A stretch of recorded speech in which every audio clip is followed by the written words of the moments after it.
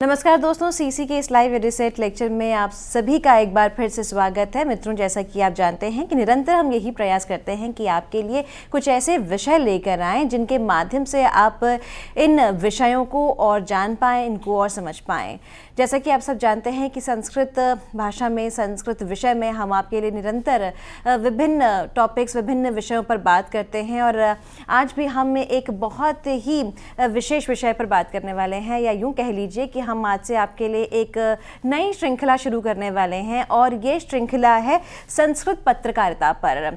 आज के इस सेशन में हम बात करेंगे संस्कृत पत्रकारिता के इतिहास पर और साथ ही साथ इसके वर्तमान स्वरूप पर। और इसके लिए एक बार फिर से हमारे साथ हमारे स्टूडियो में मौजूद है डॉक्टर बलदेव आनंद सागर। डॉक्टर बलदेव आनंद सागर, सबसे पहले तो हमारे सीसी के लाइव एडिसेट लेक्चर्स के माध्यम से आपको इस भाषा की खूबसूरती, इस भाषा का स्वरूप बताने की कोशिश करते हैं, निरंतर प्रयास करते हैं और साथ ही साथ आपको बताना चाहेंगे कि ये संस्कृत न्यूज़ ब्रॉडकास्टर हैं। आकाशवाणी और दूरदर्शन के माध्यम से आप इन्हें देख सकते हैं, सुन सकते हैं और अपनी भाषा को, यानी कि संस्कृत भाषा को और भी सुंदर बना सकते हैं, क्योंकि जब आप इनके मुंह से इस भाषा को सुनते हैं, इसका उच्चारण सुनते हैं, तो कहीं ना कहीं आपके मन में ये जिज्ञासा उत्पन्न होती है कि आप भी संस्कृत भाषा को और जानें और पढ़ें और समझें। जैसा कि आपको मैं पहले भी बता चुकी हूँ कि संस्कृत पत्रकारिता पर हम आज के इस लेक्चर को आयोजित करने जा रहे हैं और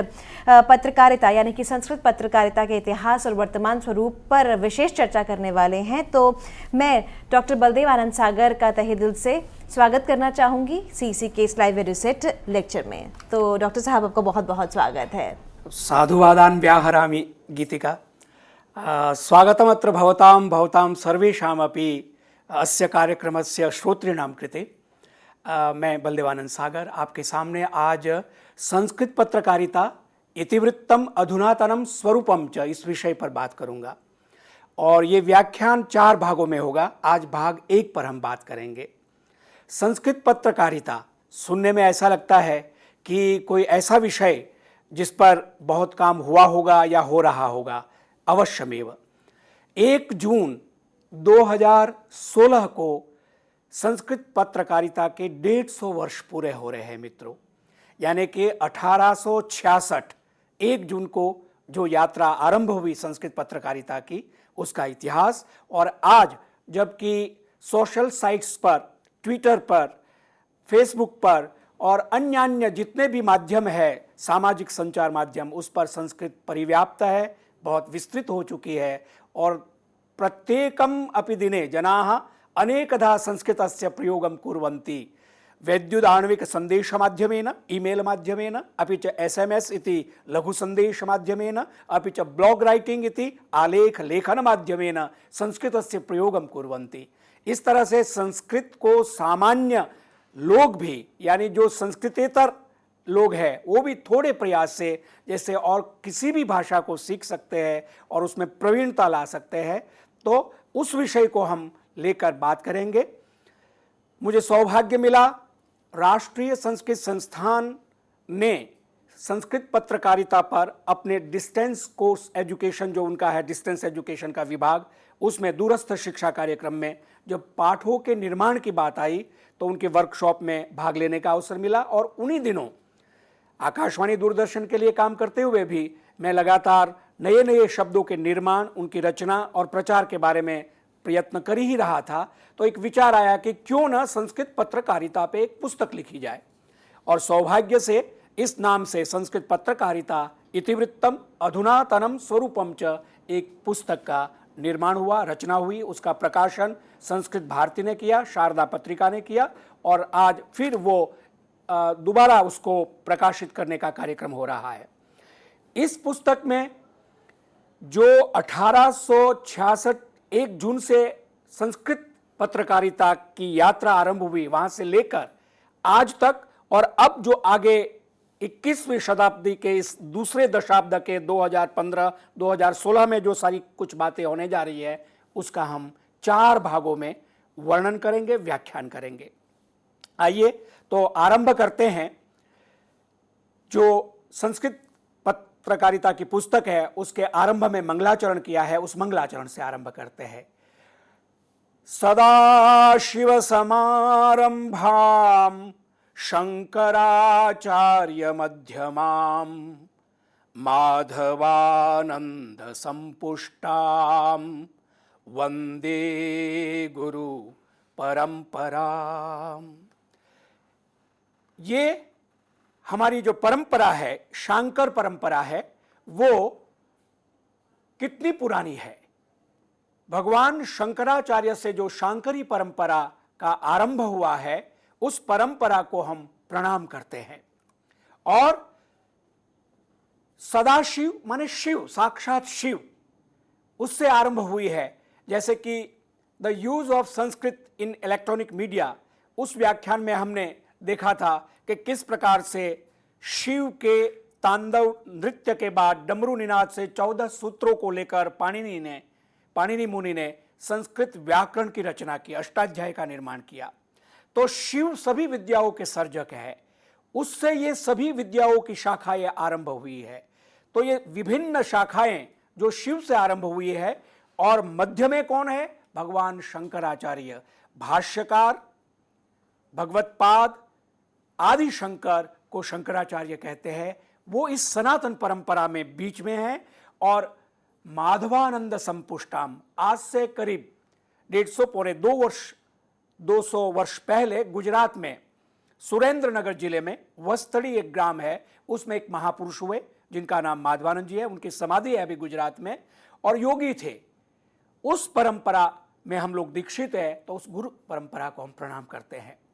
नौमि श्री माधवानंदम सच्चिदानंद विग्रहम यस्ते क्षण प्रसादेन तीर्णो हम भवसागरम।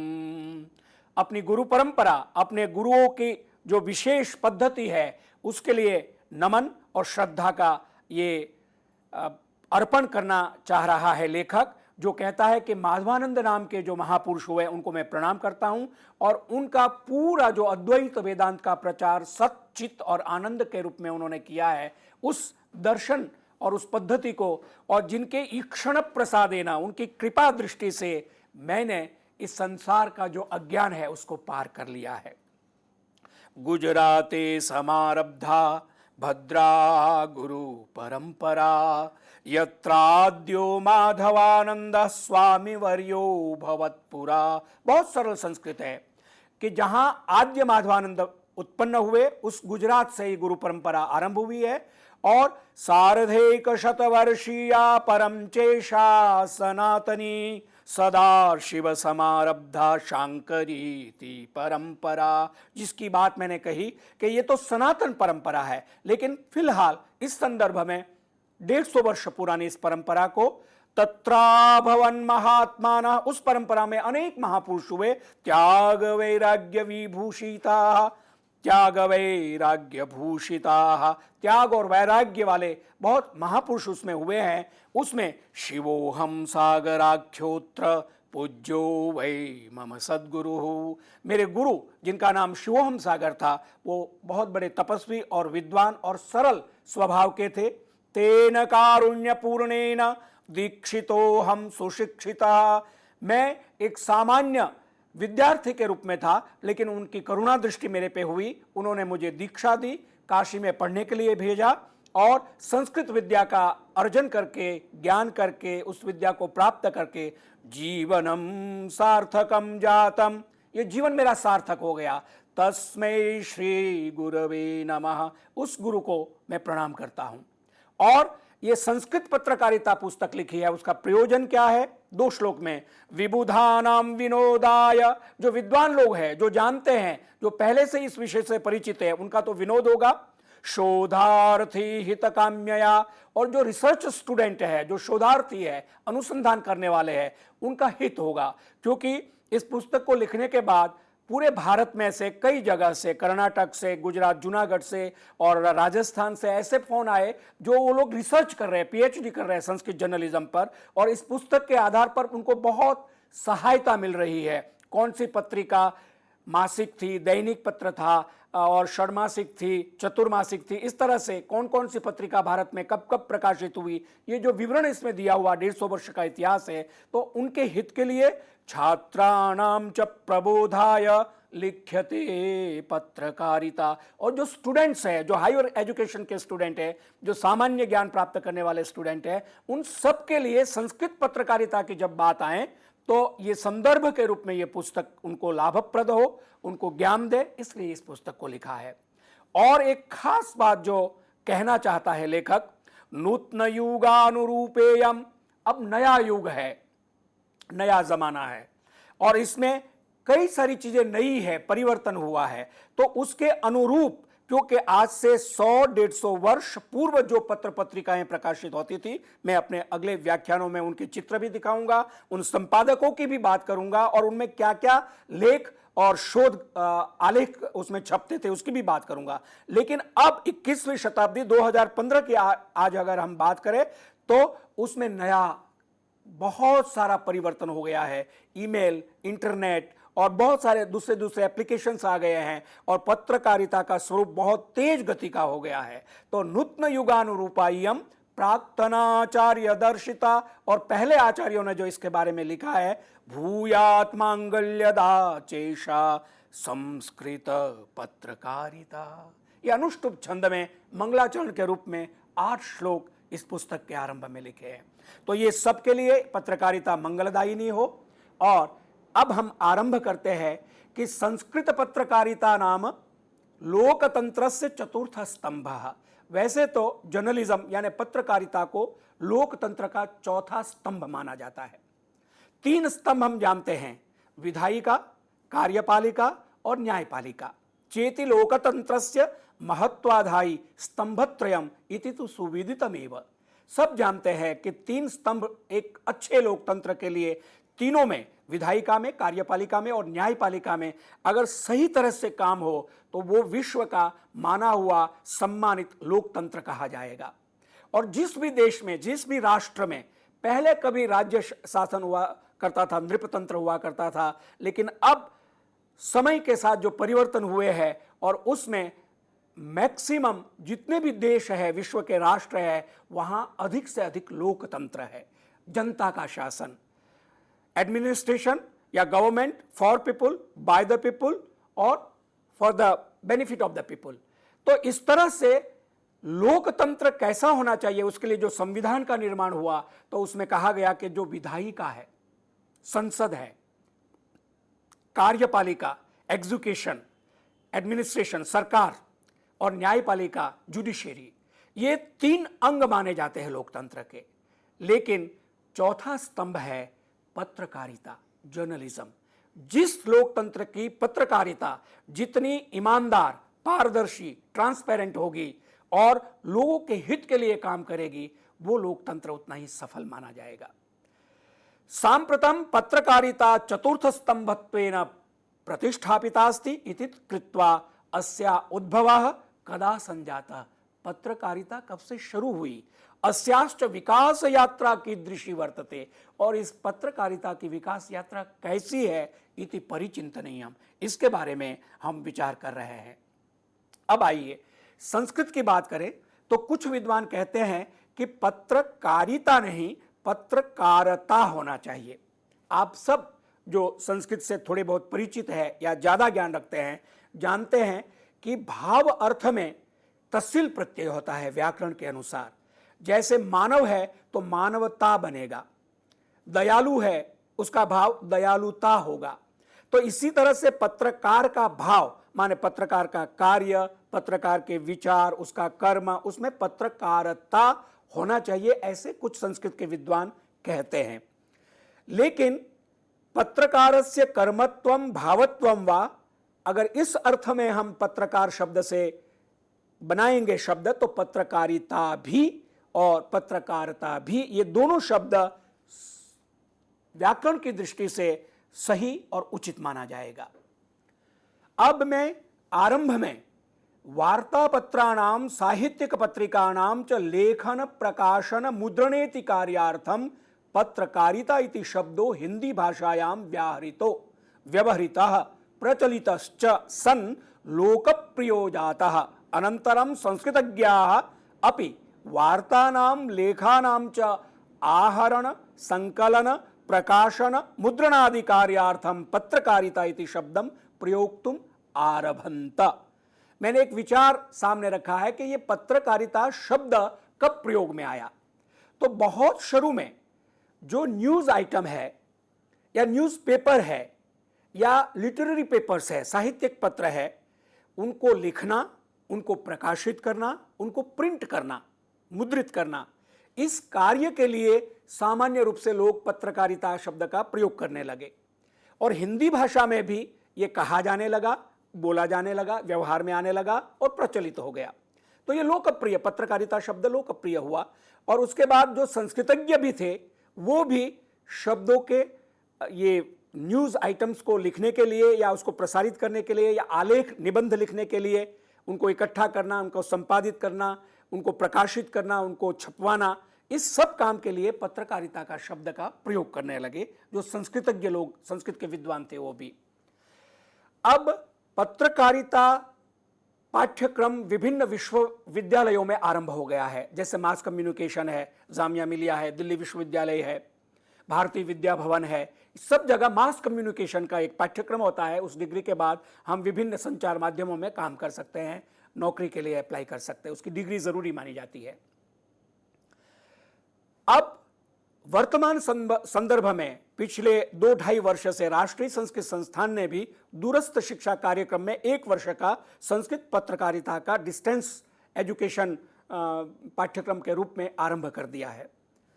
अभी इसी महीने से, अक्टूबर से, हमारे जो दिल्ली के श्री लाल बहादुर शास्त्री राष्ट्रीय संस्कृत विद्यापीठ, उसने भी संस्कृत का 1 वर्ष का पाठ्यक्रम यूजीसी के निर्देशानुसार और पाठ्यक्रम के अनुसार आरंभ कर दिया है। अब इस पत्रकारिता का जो पाठ्यक्रम करते हैं उनको सिखाया जाता है कि पत्रकारिता क्या है। तो आरंभ में वो लोग कहते हैं कि if a dog bytes a man that is not news. एक कुत्ता अगर एक आदमी को काट लेता है तो वो कोई समाचार नहीं है, नेचुरल है। But if a man bytes a dog, एक आदमी अगर कुत्ते को काटता है तो ये न्यूज आइटम है। इसका मतलब हुआ है कि कोई एक विशेष प्रकार की खबर या बात या सूचना अगर घटना होती है और उसकी न्यूज दी जाती है तो वो उस न्यूज को न्यूज यानी समाचार या न्यूज आइटम कह सकते हैं, नई बात कह सकते हैं। तो पत्रकारिता का लक्षण और उसका महत्व क्या है, इस विषय पर हम बात करते हैं। शब्दानुशासनानुसारेण वार्तानां लेखन मुद्रण प्रकाशन प्रसारण बोधार्थम पत्रकारिता इति शब्दों व्यापक रूपेण स्वीकृतः। जैसे अभी मैंने आपको कहा कि व्याकरण का दूसरा नाम है शब्दानुशासन, माने शब्द की कौन से अर्थ में कौन से शब्द का प्रयोग किया जाए उसकी जो मर्यादा स्थापित प्रतिष्ठापित करता है उसको व्याकरण कहते हैं। तो शब्दानुशासन के अनुसार, व्याकरण के अनुसार समाचारों को लिखना, उनको संपादित करना, उनको मुद्रित करना, उनको प्रसारित करना और प्रकाशित करना, ये सारी कला और कार्य की जो पद्धति है जिसका समावेश होता है उसको हम पत्रकारिता कहेंगे। और ये बहुत व्यापक हो गया है सभी जगह, हिंदी पत्रकारिता, अंग्रेजी पत्रकारिता और सामाजिक संचार माध्यमों की पत्रकारिता। इसके बाद अब इतना विकास हो गया है कि बड़ा व्यापक शब्द हो गया है। इसका मूल कहाँ है वो मैं आपको थोड़ा बताना चाहूँगा। एक लेखक हुए हैं कर्ल, यानी कर्नल होंगे, कर्ल जी मुगलर, फ्रेंच लेखक है और उनकी पुस्तक है मॉडर्न जर्नलिज्म। इसमें उन्होंने लिखा है कि जर्नलिज्म शब्द फ्रेंच भाषा के जनी शब्द से ये बना है और फ्रेंच में जनी शब्द का अर्थ होता है कि प्रत्येक दिन की हमारी दैनिक जो क्रिया है उसको हम उपस्थापित करें कि आज हमने क्या किया, क्या हुआ, कौन सी घटना घटी। दैनिक कार्यकलापों का विवरण जिसमें हो उसको फ्रेंच में जनी कहा जाता है। एवं ही वक्तुम शक्यते यद दैनंदिन जीवनस्य घटनानां प्रकाशनपराणां पत्राणां च संवाहिका भवति पत्रकारिता। डे टू डे की एक्टिविटीज है या घटनाएं हैं या हैपनिंग है, उसको बताना, उसको प्रकाशित करना और उसको लोगों के सामने लाना, इसको पत्रकारिता, जनी से जर्नलिज्म शब्द का प्रयोग हुआ है, ऐसा कहा जाता है। एक और विद्वान हुए हैं डॉक्टर बद्रीनाथ कपूर। उनकी पुस्तक है वैज्ञानिक परिभाषा कोश। इस वैज्ञानिक परिभाषा कोश में वे पत्रकारिता का अर्थ करते हैं पत्र पत्रिकाभ्यः वार्तानां संकलनम लेखानां एकत्रीकरणम तासां वार्तानां तेषां लेखानां च संपादनम ततश्च प्रकाशन व्यवस्था एवं पत्रकारिता अभिधीयते। डॉक्टर बद्रीनाथ कपूर कहते हैं अपने वैज्ञानिक परिभाषा कोश में कि विभिन्न पत्र पत्रिकाओं के लिए न्यूज को अब हम इसमें ऐड करेंगे, चैनल्स भी आ जाएंगे, टीवी चैनल्स भी आ जाएंगे, रेडियो जो डिफरेंट कम्युनिटी रेडियो है या एफएम रेडियो है या दूसरे भी जितने भी प्रसारण केंद्र है, श्रव्य केंद्र, श्रव्य माध्यम, वो सब उनके लिए न्यूज को इकट्ठा करना यानी न्यूज आइटम बनाना, उसका संपादन करना, राइट्स अप लिखना, लेख लिखना, उनको इकट्ठा करना और उन न्यूज को और उन लेखों को एडिट करके उसके बाद उसको प्रसारण, प्रकाशन, मुद्रण की व्यवस्था करना ही पत्रकारिता कहा जाएगा। एक लेखक हुए हैं डॉक्टर अर्जुन तिवारी। उनकी पुस्तक है आधुनिक पत्रकारिता। उसमें ये हिंदी की पुस्तक है, उसमें वो लिखते हैं कि विज्ञान कला शिल्पादीनां पवित्रः संगमः एव पत्रकारिता अस्ति।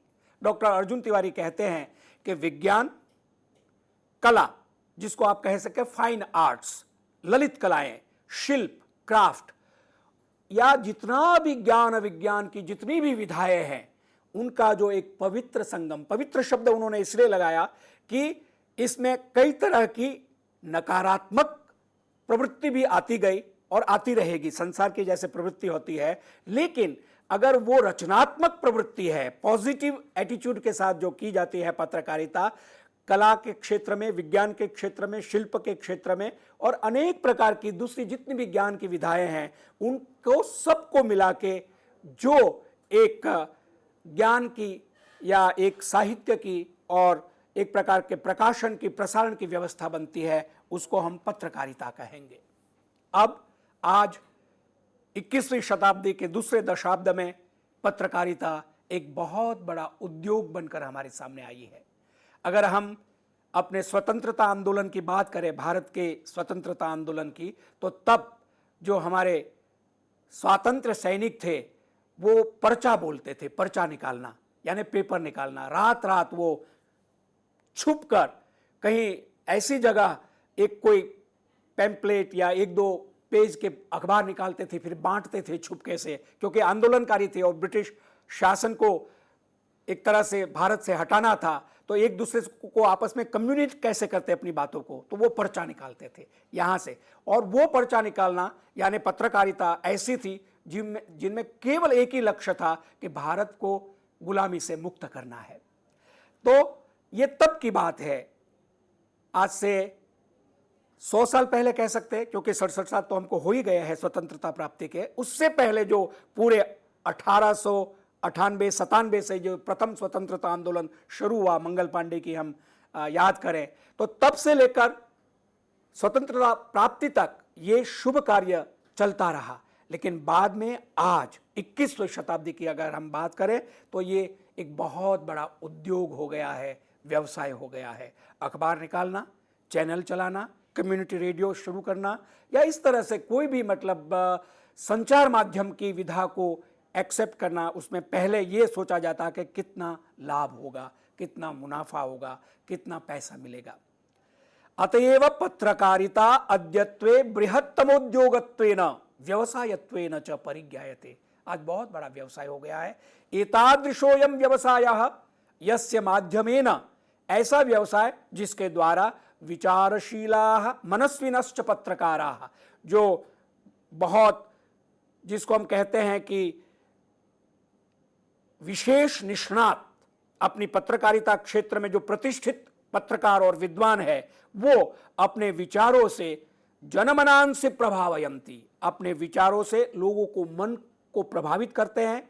विविध घटनानां वृत्त विश्लेषण पुरस्सरम, जो घटनाएं घट रही है उनको एनालिसिस करके, विश्लेषण करके जनान परिचाययन्ति, लोगों को परिचित करवाते हैं। समाजस्य समक्षम च घटनानां निष्पक्षम महत्वपूर्णम च विवरणम उपस्थापयन्ति, और समाज के सामने इन घटनाओं का निष्पक्ष और महत्वपूर्ण विश्लेषण करके उसका विवरण उपस्थापित करते हैं। हाल ही में जो चुनाव हुए और उसमें अभी की जो सरकार है उनकी बहुत बड़ी विजय, और जो प्रतिष्ठित दल पहले का है उसकी पराजय केवल और केवल इन संचार माध्यम के कारण ही हुई है, ऐसे बहुत सारे प्रतिष्ठित और सुख्यात विद्वान पत्रकार लोग कहते हैं। मानव जीवनस्य विविधैः पक्षैः संबद्धा पत्रकारिता मानवं समाजेन समाजं राष्ट्रेण राष्ट्रं च अंतरराष्ट्रीय वृंदेन संयोजयति। पत्रकारिता क्या करती है? हम व्यष्टि है और पूरा समाज या पूरी मानवता समष्टि है, तो मानव जीवन के विविध पक्षों के साथ जुड़ी हुई डे टू डे की सभी घटनाओं की जो जानकारी और सूचना है, वो पत्रकारिता मानव को समाज के साथ, समाज को राष्ट्र के साथ, राष्ट्र को अंतरराष्ट्रीय ग्रुप वृंद के साथ जोड़ती है। राष्ट्रीयाम भावनाम उद्भावयति। प्रत्येक व्यक्ति को अपने देश से, अपने राष्ट्र से भावनात्मक रूप से जुड़ना चाहिए। अपने राष्ट्र की जितनी भी गौरवपूर्ण चीजें हैं उसका मान और गौरव होना चाहिए। जो कुछ कमियां और दुर्बलताएं हैं उसको ठीक करने का भाव होना चाहिए। कुप्रथाम उन्मूलयति।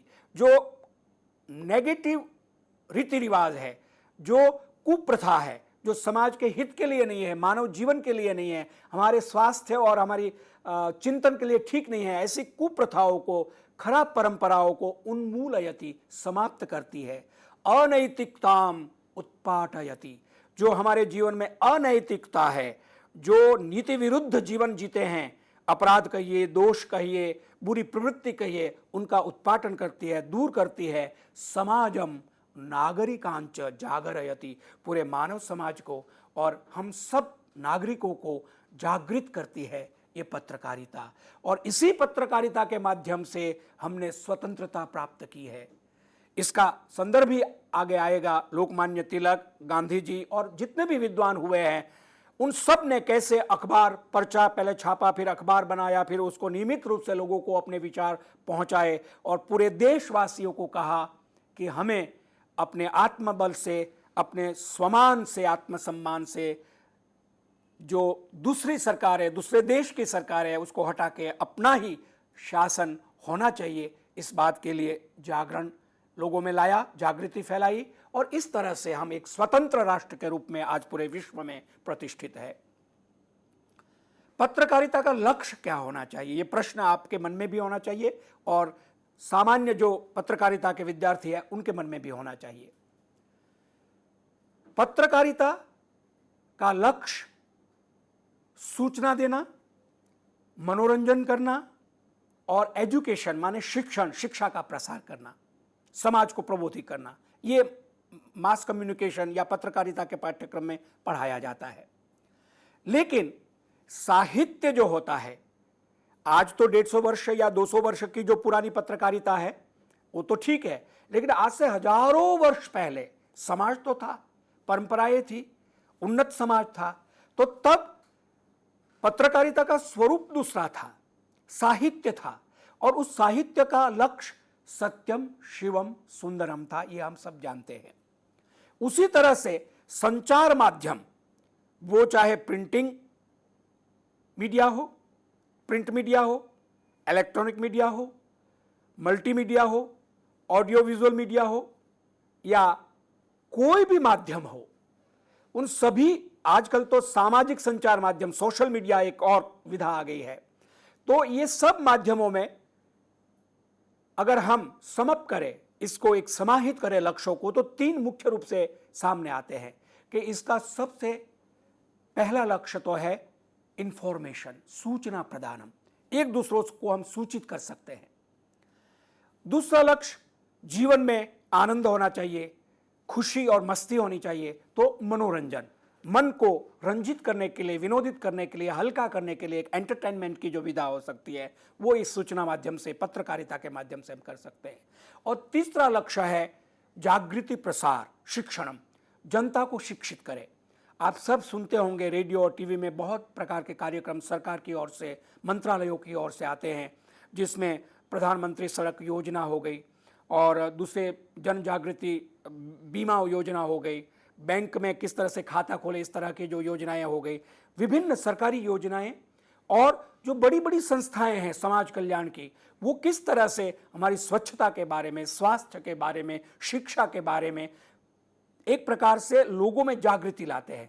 जो महानगर है वो तो है ही है अपनी जगह, लेकिन दूर दराज के आंचलिक गांवों में भी जहां लोग सहज सरल जीवन जीते हैं, लेकिन उनको स्वच्छता के बारे में, जीवन के लक्ष्य के बारे में, विचारों के बारे में एक विशेष जागृति लाने के लिए भी ये संचार माध्यम पत्रकारिता काम करती है। ये इसका लक्ष्य है। तो 3 लक्ष्य: सूचना देना और मनोरंजन करना और एजुकेशन माने जागृति का प्रबोधन करना, प्रसार करना। इसके बाद अब हम आगे बढ़ते हैं। सांप्रतम मानव जीवनस्य प्रत्येकमपि क्षेत्रे पत्रकारिता परिव्याप्ता। आज 21वीं शताब्दी 2015 की हम बात करते हैं, तो हम लोग मेट्रो में आप यात्रा करें, बस में यात्रा करें, ट्रेन और एरोप्लेन में यात्रा करें, सबके हाथ में मोबाइल होता है और उस मोबाइल में वो कभी व्हाट्सएप पर, कभी एसएमएस पर, कभी इंटरनेट पर पढ़ते हैं, बात करते हैं, समाचारों का आदान प्रदान करते हैं। तो हमारे जीवन में ये पत्रकारिता किस प्रकार से प्रत्येक क्षण के साथ, प्रत्येक व्यक्ति के साथ जुड़ गई है, उस बात पर मैं इस बात को अंडरलाइन करना चाहता हूं कि इदानीं तु पत्रकारिता विरहितस्य समाजस्य कल्पनापि दुष्करा प्रतीयते। अब हम इस पत्रकारिता के बिना हमारा समाज कैसा होगा, हमारा व्यक्तिगत जीवन कैसा होगा, उसकी कल्पना भी करना मुश्किल है। हम घर में होते हैं तब भी एक तरह से 24 घंटा इसके साथ जुड़े हुए होते हैं। एकविंशेऽस्मिन् शताब्दे यया त्वरितगत्या जीवन मूल्यानि विपरिवर्तन्ते। अब जो जीवन मूल्यों को, लाइफस्टाइल का परिवर्तन जो जिस तरह से दिखाई देता है तेज गति से, तानि संरक्षितुम जागृत पत्रकारितायाः अतितराम महत्वम वर्तते। इसलिए अब एक बहुत ही पारदर्शी और ईमानदार पत्रकारिता की आवश्यकता है, जिससे कि हमारा जीवन स्वस्थ और सुखी हो सके।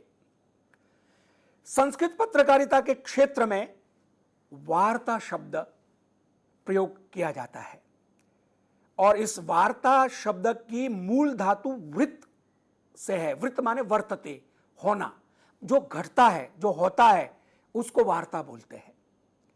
और इसके बाद मैं आपको कहूंगा किस किस तरह से वार्ता शब्द का प्रयोग संस्कृत साहित्य में हो रहा है। वार्ता माने वृत्त, समाचार या वृत्तांत, विवरण। और शब्द कल्पद्रुम एक संस्कृत का बहुत अच्छा ग्रंथ है। इसमें प्रत्येक शब्द की व्याख्या, कहां प्रयोग हुआ है, वो सब कई भागों में है, 5 भागों में। ये राष्ट्रीय संस्कृत संस्थान ने अभी कुछ वर्षों पहले ही उसका पुनर्मुद्रण किया है। शब्द कल्पद्रुम संस्कृत का बहुत ही प्रामाणिक शब्दकोश। और एक अमर कोश है जो राजा अमर सिंह करके हुए थे, उन्होंने लिखा है। उसमें प्रत्येक शब्द है, उसके कितने पर्याय है, श्लोकों में लिखा है उन्होंने।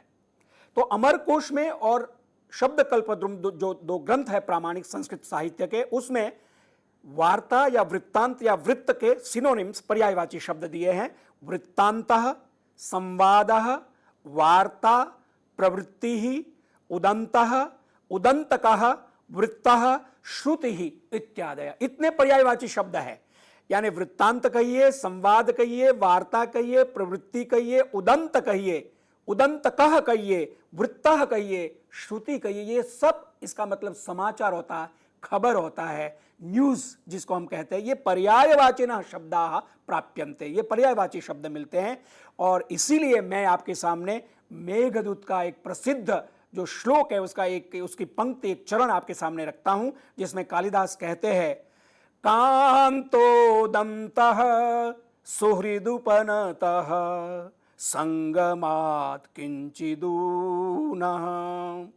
ये पूर्व मेघ का 101 श्लोक है।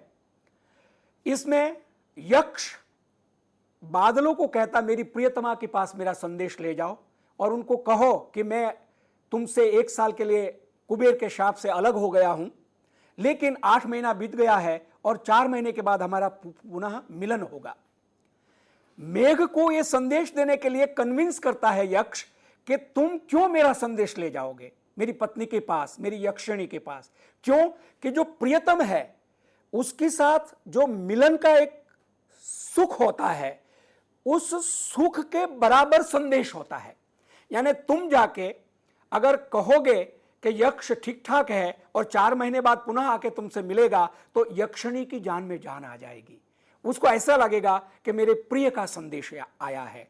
तो इस तरह से कांतोदंतः, कांत माने प्रिय, महबूब, उसका उदंत माने, उदंत शब्द अभी आपके सामने मैंने रखा जो वार्ता या न्यूज के लिए कहा जाता है, उसका संदेश, उसकी न्यूज, उसकी खबर। सुहृद उपनतः, कोई सुहृद, कोई अच्छा मित्र, वेलविशर अगर ले जाता है अपने महबूब के पास, तो संगमात किंचित ऊना, संगम माने प्रिय को मिलन, प्रिय मिलन होता है, उसका जो सुख होता है और उसकी उपलब्धि होती है उससे थोड़ा सा कम होता है। यानी संदेश मिलना अपने आप में एक बहुत बड़ा सुख होता है। तो उदंत शब्द का प्रयोग महाकवि कालिदास ने मेघदूत में किया है। महाभारत आप सब जानते हैं, पूरे विश्व का एक मानक ग्रंथ है महाभारत, और कहा जाता है यन्न भारते तन्न भारते, यानी जो महाभारत में है वो पूरे विश्व में है, और पूरे विश्व में जो कुछ कहीं नहीं है वो सब महाभारत में है। यन्न भारते तन्न भारते।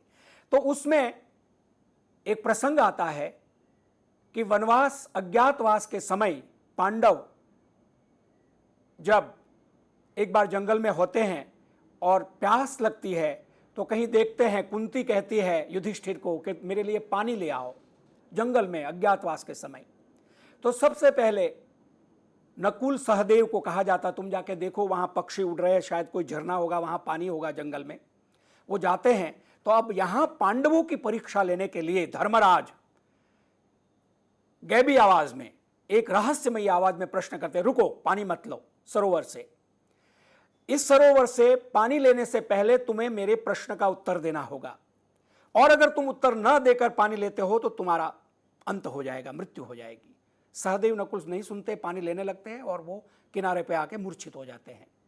युधिष्ठिर अर्जुन को कहते हैं देखो दोनों आए नहीं है, अर्जुन जाते हैं। उसी तरह से यक्ष उसको कहते हैं मेरे प्रश्न का उत्तर दो, अर्जुन नहीं मानते, वो भी मूर्छित हो जाते। भीम को भेजते, भीम का भी यही हाल होता है। अंत में युधिष्ठिर जाते हैं पानी लाने के लिए, और उस समय यक्ष कहता है कि मेरे प्रश्न का उत्तर दो। युधिष्ठिर जैसे कि उनका व्यक्तित्व है, चरित्र है, कहते पूछिए। और उसमें पूछते हैं यक्ष कि इस आकाश से भी ऊंचा क्या है, धरती से भी महत्वपूर्ण क्या है, कौतुक करी वार्ता क्या है, न्यूज क्या है, का वार्ता किम आश्चर्यम, ये पूछते हैं। और युधिष्ठिर उत्तर देते हैं अहनि अहनि भूतानि गच्छन्ति यम मंदिरम शेषा स्थावरमिच्छन्ति किमाश्चर्यम अतः परम। आश्चर्य क्या है कि प्रतिदिन अहनि अहनि, प्रत्येक दिन, भूतानि माने इस संसार में जो प्राणी है, गच्छन्ति यम मंदिरम, यम मंदिर माने मृत्यु प्राप्त करते हैं, लेकिन शेषा जो बाकी बचे हुए लोग हैं वो क्या कहते हैं कि हमें तो मरना ही नहीं है, तो सोचते हैं हमारी मृत्यु होगी नहीं, ऐसा मन में मानते हैं। जो शेष है वो कहते हैं शेषा स्थावर मिच्छन्ति, स्थावर माने स्थिरता, हम हमेशा रहेंगे, हमारी मृत्यु नहीं होगी, किमाश्चर्य अतः परम, इससे बड़ा आश्चर्य क्या होगा। और इसी तरह से वार्ता के लिए वो कहते हैं कि मैं, वार्ता क्या है, तो उसलिए कहते हैं कि दिन और रात वो एक तरह से कड़ाई और दरी माने जो करछी होता है, काल उसमें कड़ाई में सभी भूतों को पचंती, पका रहा है, और सब इसमें जीवन पूरा होने के बाद अंत में अंतगति को प्राप्त करते हैं। इससे बड़ी वार्ता, न्यूज क्या हो सकती है। इस तरह से जो संदर्भ देते हैं, वार्ता यानी न्यूज का संदर्भ महाभारत में भी प्राप्त होता है। भगवान भाष्यकार शंकराचार्य, उन्होंने बहुत सारे स्तोत्र लिखे हैं, बहुत सारे देवी देवताओं के स्तोत्र के साथ सामान्य सामाजिक ज्ञान के लिए भी उनका एक भज गोविंदम सुप्रसिद्ध स्तोत्र है। भज गोविंदम गोविंदम भज मूढ़मते, सुब्बलक्ष्मी जी ने गाया है और कई यशोदास जी ने भी गाया, यूट्यूब पर प्राप्त है सब। उसको मोह मुद्गर या चरपट पंजरी का स्तोत्र के नाम से जाना जाता है। उसमें वो कहते हैं यावद्वित्तो पार्जन सक्तः तावन् निज परिवारो रक्तः यावद्वेत्तोपार्जन सक्तः तावन् निज परिवारो रक्तः। जब तक तुम कमाओगे, वित्तोपार्जन माने धन कमाओगे, यावद वित्तोपार्जन सक्तः लगे रहोगे, सक्तः तावन् निज परिवारो, तब तक परिवार के लोग तुमको प्यार करेंगे, तुम्हारा सम्मान करेंगे, तुम्हारी अटैचमेंट जो है तुम्हारे साथ, तुम्हारी जरूरत है ऐसा एहसास दिलाएंगे। तावन् निज परिवारो रक्तः, रक्तः माने उसमें लगे हुए रहेंगे, तुमसे जुड़े हुए रहेंगे। पश्चात् जरया जर्जर देहे वार्तां पृच्छति कोपि न गेहे। जब बूढ़े हो जाओगे, जरिया माने बुढ़ापा, जर्जर देह माने एकदम अंगम गलितम पलितम मुंडम दशन विहीनम जातम तुंडम, इसी चरपट पंजरी का मोहमुद्गर का श्लोक है कि ऐसे पूरा शरीर जर्जर हो जाएगा, तब वार्ताम कोपि न पृच्छति गेहे। गेह माने अपने घर में, समाज की तो बात छोड़िए, जो बाकी सामाजिक मित्र और परिचित लोग हैं वो तो दूर रहे, अपने ही घर के सदस्य, चाहे वो भाई बंधु हो, पति पत्नी हो, पत्नी हो, बेटे हो, बहुए हो, वार्ताम पृच्छति कोपि न गेहे। अपने घर में भी कोई पापा दादा कैसे हो सच्चे मन से नहीं पूछता है। भज गोविंदम, इस तरह से स्तोत्र का है। यानी पारमार्थिक ज्ञान के लिए, आध्यात्मिक ज्ञान के लिए भगवान शंकराचार्य मोटिवेशनल तरीके से बताते हैं कि संसार की रीति कैसी है। जैसे गोस्वामी तुलसीदास जी कहते हैं, स्वार्थ लागे करे प्रीति सब कोई, अपने स्वार्थ के कारण सब प्रीति करते हैं, अटैचमेंट और अनुराग रखते हैं। तो वार्ता शब्द का प्रयोग इस तरह से भगवान शंकराचार्य जी ने किया है समाचार के लिए, न्यूज के लिए। और एक नाटक है प्रसन्न राघव, संस्कृत का बड़ा प्रसिद्ध अच्छा नाटक है, और उसमें वार्ता शब्द कैसा आता है। वार्ता च कौतुकमयी विमला च विद्या लोकोत्तरः परिमलश्च कुरंगनाभे तैलस्य बिंदुरिव वारिणि दुर्निवारम् एतत्त्रयं प्रसरति स्वयमेव भूमौ। एतत्त्रयम्, ये तीन, कौन सी तीन चीज। वार्ता च कौतुकमयी, कौतुकमयी माने जिसमें सस्पेंस हो, कोई खास खबर हो, कोई ऐसी नई चीज हो, कौतुक हो, आश्चर्य हो, उत्साह हो, ऐसी जो वार्ता है, खबर है। विमला च विद्या, और विद्या ज्ञान विमल हो, बहुत अच्छा हो। लोकोत्तरः परिमलः, परिमल माने खुशबू, लोकोत्तर माने बहुत डिवाइन, अच्छी। कुरंगनाभे, कुरंगनाभि माने कस्तूरी, कस्तूरी जो मृगनाभि की खुशबू होती है वो। तैलस्य बिंदुरिव वारिणि दुर्निवारम, जैसे पानी में तेल का बूंद गिर जाए और वो दुर्निवार होता है, एकदम ऊपर तैरता हुआ नजर आता है। इसी तरह से ये तीन चीजें, कौतुकमयी वार्ता, विमल विद्या और कस्तूरी की खुशबू, ये तीन स्वयमेव भूमौ प्रसरति। एतत्त्रयं प्रसरति स्वयमेव भूमौ, ये तीनों अपने आप में इस पृथ्वी पर खुशबू फैलाती है। किसी को कहना नहीं पड़ता है कि मैंने खुशबू लगाई है, अगर कस्तूरी की खुशबू है, और किसी को कहना नहीं पड़ता कि विमल विद्या है, अपने आप सामने आती है कि विद्या बहुत निष्पाप और विमल अमल है। और न्यूज जो आश्चर्यजनक हो, कोई खास न्यूज हो, या आजकल तो लाइव न्यूज होती है, उसी समय घटना होती है और पता चलता है, लेकिन पॉजिटिव न्यूज, नेगेटिव न्यूज, समाज के लिए कुछ ज्ञानप्रद न्यूज, इस तरह की जो कौतुकमयी वार्ता है, ये तीन चीज इस संसार में अपने आप फैलती है। किसी लोक कवि ने कहा है, दाबी दूबी ना रहे, दाबी दूबी ना रहे कस्तूरी की बात। यानी कोई कस्तूरी की खुशबू अगर रखे तो वो दबा के नहीं रख सकते, अपने आप फैलती है। आप कितना भी चाहे कि वो ना किसी को पता चले, पता चल जाता है। तो इस तरह से वार्ता शब्द का प्रयोग संस्कृत साहित्य में बहुत प्राचीन काल से होता आया है। आज न्यूज के लिए समाचार शब्द का प्रयोग किया जाता है और समाचार सम आ ये दो प्रीफिक्स लगाने के बाद चर धातु से बनता है। आचार, विचार, प्रचार, समाचार, संचार ये शब्द जैसे बनते हैं। तो समाचार माने आचरण, समाचार माने बहुत अच्छा आचरण।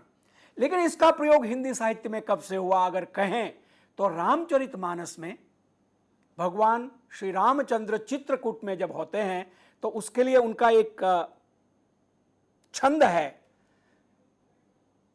चित्रकूट रघुनंदन छाये, समाचार सुनी सुनी मुनि आए, चित्रकूट रघुनंदन छाये। ये समाचार सुनी, वहां गोस्वामी तुलसीदास ने उनका जो श्री राम जी का जो समाचार था, आचरण था, व्यवहार था, रहना था, डे टू डे की जो उनकी एक्टिविटीज थी उसके बारे में मुनियों ने सुना तो चित्रकूट में उनके दर्शन के लिए वो आए। तो ये समाचार शब्द रामचरित मानस में गोस्वामी तुलसीदास जी ने आज से 500 550 वर्ष पूर्व किया और उसके बाद क्या समाचार है, क्या खबर है, क्या वार्ता है, ये सारी प्रथाएं चली और हिंदी साहित्य में समाचार शब्द का प्रयोग हुआ। जो आज समाचार सुनते हैं इससे प्रयोग किया जाता है। संस्कृत वाङ्मये अनेकत्र प्रयुक्ताः सन्ति परंतु अद्यत्वे वार्ता शब्दस्य प्रयोगो बाहुल्येन विधीयते। समाचार का भी प्रयोग करते हैं कुछ विद्वान लोग पत्र पत्रिका में न्यूज के लिए, लेकिन वार्ता शब्द का प्रयोग खास करके आजकल किया जाता है। अब मैं आपको एक इतिहास की बात बताऊं जिसका मैं साक्षी भी हूं, उसका अंग भी रहा हूं। 1974 में 30 जून को आकाशवाणी से संस्कृत समाचार आरंभ हुए। आकाशवाणी से, ये आकाशवाणी है, अब आप देवकीनंदन पांडे से समाचार सुनिए, आपने बहुत बार, जो पुरानी पीढ़ी के लोगों ने सुना होगा, आजकल के लोग सुनते होंगे। और this is All India Radio, the news read by Latika Ratnam, और इस तरह से ये भी आपने सुना होगा। लेकिन संस्कृत समाचारों का जब प्रसारण 1974 30 जून को आरंभ होना था, उससे पहले जो निदेशक थे और टीम थी जिसका मैं भी एक सदस्य रहा हूं, उसको विचार किया गया कि किस शब्द का प्रयोग संस्कृत के लिए करें। संस्कृत वार्तानाम नियतम 5 मिनिटात्मकम प्रसारणम विंश शताब्दस्य 74तमे वर्षे जून मासे 30तमात् दिनांकात् आकाशवाणीतः आरब्धम। आकाशवाणी से 1974 30 जून को संस्कृत समाचारों का 5 मिनट का बुलेटिन आरंभ हुआ। मन्ये, लगता है तद अनुवर्तिनी काले, उसके बाद से समाचार इत्यस्य कृते, न्यूज जो समाचार शब्द है, वार्ता शब्द समाधिकः प्रसृत हो जाता, वार्ता शब्द का ज्यादा प्रयोग हुआ। आकाशवाणी दूरदर्शनयोः वार्ता प्रसारणेषु संवाददाता इत्यस्य कृते वार्ताहरः, संवाददाता सम्मेलन, पत्रकार सम्मेलन इति शब्दद्वयस्य कृते वार्ताहर सम्मेलनम इति प्रयुज्यते। पत्रकार सम्मेलन हम सुनते हैं, संवाददाता सम्मेलन सुनते हैं, लेकिन संस्कृत समाचारों के बाद से वार्ताहर सम्मेलन शब्द का प्रयोग ज्यादातर होने लगा है।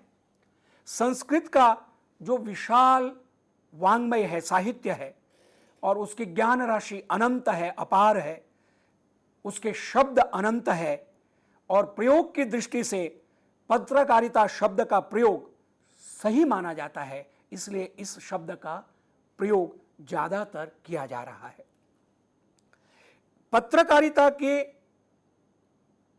उत्पत्ति यानी कैसे इसका प्रादुर्भाव हुआ और कैसे विकास हुआ, उसको ग्रेजुअली, अनुक्रम से अगर हम समझना चाहते हैं तो इसको 2 भाग में इसकी स्टडी करना होगा।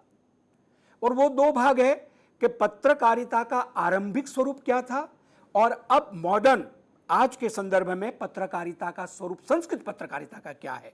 क्योंकि विश्व की पत्रकारिता, अंग्रेजी की पत्रकारिता, हिंदी की पत्रकारिता, प्रत्येक भाषा की अपनी पत्रकारिता है, लेकिन संस्कृत पत्रकारिता को अगर हमने समझना है तो उसको 2 भागों में, कि आरंभिक स्वरूप कैसा था और अभी कैसा है, इस विषय को हमको समझना होगा। इतः परम वयम पत्रकारितायाः आरंभिक स्वरूपम बोद्धुम इतिहासस्य कांश्चन प्रसंगान पठामः। अब हम इस व्याख्यान में संस्कृत पत्रकारिता का जो आरंभिक स्वरूप था उसको समझने के लिए इतिहास के कुछ संदर्भों का विश्लेषण करेंगे। भारत में आधुनिक युग जब कहा जाता है तो उससे हमें क्या ज्ञान होता है, या इतिहास के या पत्रकारिता के जो विद्यार्थी है वो क्या समझते हैं कि आधुनिक युग किसको कहा जाता है। जैसे हिंदी साहित्य पढ़ने वाले जो छात्र हैं उनके लिए भक्ति काल और मध्य काल और आधुनिक काल ऐसे विभाजन किया है समझने के लिए कि हिंदी साहित्य का विकास कैसे हुआ और किस तरह से हिंदी साहित्य में महाकवियों ने रचनाएं की, इसको समझने के लिए। तो ठीक वैसे आधुनिक काल को समझने के लिए हमें जो इतिहास में पुनर्जागरण, रिवाइवल एज जिसको कहते हैं, उसको समझना होगा। अस्य पुनर्जागरणस्य कारणात् पश्चिमीय विश्वम अधिकाधिकम अभिज्ञातुम अवगंतुम अस्मासु जिज्ञासा जागृता। ये जो पुनर्जागरण का समय हुआ, उस समय वेस्टर्न कंट्रीज, पश्चिमी देश कैसे जीते हैं, कैसे सोचते हैं, उनकी परंपराएं क्या है, उनकी सभ्यता क्या है, संस्कृति क्या है, इसको जानने के लिए, समझने के लिए हम लोगों में एक तरह से जिज्ञासा हुई, भारतीय लोगों में। एतदर्थम च आंग्ल भाषायाः ज्ञानम आवश्यकम अजायत, और इसके लिए अंग्रेजी जानना बहुत जरूरी समझा जाने लगा। उस समय स्वतंत्रता आंदोलन से पहले एक आंदोलन शुरू हुआ, सुधारवादी आंदोलन, और इस सुधारवादी आंदोलन के संचालक थे राजा राम मोहन राय। राजा राम मोहन राय के बारे में हम सब लोग जानते हैं। परिष्कारवाद्य आंदोलनस्य प्रमुखः संचालकः भारतीय नवजागरणस्य च उन्नायकः राजा राम मोहन रायः तथ्यमिदं हृदि निधाय, इस फैक्ट को, इस तथ्य को अपने हृदय में रखे कि अगर हमको पश्चिमीय सभ्यता के बारे में कुछ ज्ञान प्राप्त करना है तो अंग्रेजी जानना जरूरी है। आंग्ल भाषायाः शिक्षा प्रचारस्य पक्षम समार्थयत। राजा राम मोहन राय ने भारत में अंग्रेजी शिक्षा के प्रचार की आवश्यकता को समर्थित किया, प्रतिपादित किया, उसके बारे में लोगों को कहा अंग्रेजी पढ़ना जरूरी है। एवं ही आधुनिकतायाः मूल वैशिष्ट्यस्य समग्रताम आपाततः आत्मसात कर्तुम समपेक्षिता भूमिका विनिर्मिता जाता। अब मूल विशेषता आधुनिकता की, मतलब अब जो हमारा समाज है, जिसमें अभी हम कई बार कहते हैं कि हमारी मानसिकता अंग्रेजी है, या हमारे शासन में भी अंग्रेजी का वर्चस्व है, हमारे मीडिया में भी अंग्रेजी हावी है, ये आज 67-68 वर्षों के बाद भी हम कहते हैं, तो इसका मूल आज से 150 वर्ष पहले की बात या 100 वर्ष पहले की बात को हमको जानना होगा कि इसकी आधारशिला तब हो गई थी। और अंग्रेजी शिक्षा के बारे में राजा राम मोहन राय जी ने जब कहा था, उसके कारण आज हम अंग्रेजी के वर्चस्व को स्वीकार किए हुए हैं। आंग्ल शिक्षाया कारणात्, अंग्रेजी एजुकेशन हमारी शिक्षा पद्धति में आ गई। संपूर्णेपि देशे, पूरे देश में अनुक्रमम सांस्कृतिक परिवेशात्मकम परिवर्तनम, कल्चरल चेंजेस, सांस्कृतिक कल्चरल एम्बियंस, जो एक सांस्कृतिक परिवेश था, उसमें एक परिवर्तन आया। अनेन जायमानेन परिवर्तनेन प्रभावितानां जनानां वर्गद्वयम् अभवत्। इस परिवर्तन के कारण हमारे समाज में दो तरह के लोग हो गए, दो वर्ग स्थापित हुआ। अनयोः अन्यतरो भारतीय वर्ग, इसमें से एक भारतीय वर्ग वो है जो आधुनिकतां कांचित नूतनां रीतिं गणयित्वा, आधुनिकता को, मॉडर्न लाइफस्टाइल को, मॉडर्निज्म को एक नया फैशन मानकर, नई रीति मानकर आंग्ल जीवन पद्धत्या अभिभूतः, अंग्रेज लोग जैसे जीते हैं, सोचते हैं, उस तरह से उसको एक्सेप्ट करके भारतीयताम अन्यथा कर्तुम आरभत, और भारतीयता की, भारतीय संस्कृति, भारतीय परंपरा, भारतीय चिंतन, इसको उन्होंने अस्वीकार कर दिया। यानी मन से ही उन्होंने कहा कि नहीं, पाश्चात्य सभ्यता, पाश्चात्य जीवन पद्धति, पाश्चात्य चिंतन ही ठीक है, ऐसा मानने लगे। जो दूसरा वर्ग है वो था भारतीय शिक्षा, राजनीति, अर्थनीति, विज्ञान, ये जो विभिन्न हमारे ज्ञान और शास्त्र और विधा है ज्ञान की, उससे यूरोपीय विश्वम प्रभावयितुम समयः। यूरोपीय विश्व को, बाहर के देशों के जितने भी मतलब विशेष प्रमुख राष्ट्र थे, उनको भारतीय राजनीति क्या है, अर्थनीति क्या है, शिक्षा पद्धति क्या है, हमारे विज्ञान किस किस तरह से है, इसको समझाने और उनको प्रभावित करने के लिए वो प्रयास करते रहे। और आप सब लोग जानते हैं कि यहाँ से मैक्सिमम जो एडवोकेट लोग थे, जो जो वकील लोग थे, महात्मा गांधी कहिए, नेहरू जी कहिए, और लोकमान्य तिलक हम कह सकते हैं, गांधी जी कह सकते हैं, और कई सारे नाम हैं जो बाहर गए तो उन्होंने जब कंपैरिजन किया, पहले तो वो पाश्चात्य परंपरा और चिंतन से प्रभावित थे, लेकिन बाद में उन्होंने देखा कि नहीं, इन लोगों की संस्कृति सभ्यता काल के अनुसार, समय के अनुसार भी और लाभ के अनुसार से भी भारतीय परंपरा और संस्कृति की तुलना में बहुत कमतर है, न्यून है। और इसीलिए फिर उन्होंने अपनी भारतीयता को, भारतीय संस्कृति और परंपरा को वहां प्रतिष्ठापित किया, लोगों को बताया, समझाया। और कुछ पाश्चात्य विद्वान भी थे जो भारतीय परंपरा और वेदों का अध्ययन करके भारतीय संस्कृति की बात और साहित्य को लोगों के सामने रख रहे थे। राजा राम मोहन रायः तदानीन्तनेषु विशिष्ट पत्रकारेषु अन्यतमः अवर। उस समय के जितने भी पत्रकार, जर्नलिस्ट लोग थे, उसमें राजा राम मोहन राय एक विशिष्ट पत्रकार के रूप में, चिंतक के रूप में थे। और एतादृशी प्रशस्त परंपरा प्रतिष्ठापिता, ऐसी एक ट्रेडिशन, एक परंपरा उन्होंने प्रतिष्ठापित की कि आधुनिक भारतस्य नैव अपितु संपूर्ण मानवतायाः कृते उपकारिणी सिद्धा। आधुनिक भारत के लिए ही नहीं, संपूर्ण मानवता के लिए उन्होंने एक बात को रखा कि भारत को पुनर्जागृत होना है, अपने आत्मगौरव और विश्व गुरुत्व की प्रतिष्ठा प्राप्त करना है, तो जागृत होना होगा अंग्रेजी के ही माध्यम से। बेशक संस्कृत तो हुई हो, क्योंकि संस्कृत पिछले 200-250 वर्षों से इस तरह से पाठशालाओं को और परंपराओं को कम कर दिया गया था, या उसको एक तरह से यवनिका के पीछे, पर्दे के पीछे ला दिया था। किसी भी तरह से उसको जानने और समझने के लिए राजा राम मोहन राय जी ने कहा कि अंग्रेजी पढ़ें, उसके द्वारा भारतीय संस्कृति का ज्ञान हो, संस्कृत का ज्ञान हो, और अपने आप को हम जाने। और उत्तिष्ठत जागृत प्राप्यवरान निबोधत, जो स्वामी विवेकानंद जी ने संदेश दिया, उस बात की आधारशिला रखी और पूरी मानवता के लिए ये हितकारिणी, उपकारिणी ये परंपरा सिद्ध हुई। इतना कहकर मैं आज का यह व्याख्यान यहीं पर पूरा करता हूं।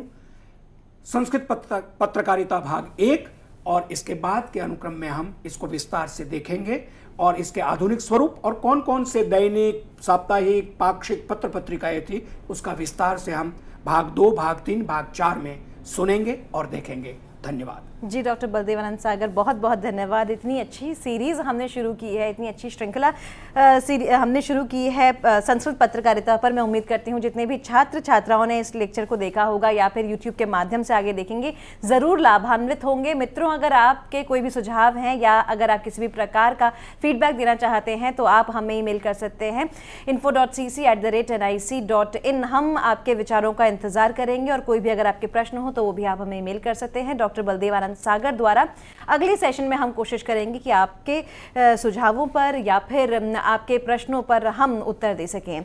तो एक बार फिर से मैं धन्यवाद देना चाहूँगी डॉक्टर बलदेवानंद सागर का। डॉक्टर साहब धन्यवाद।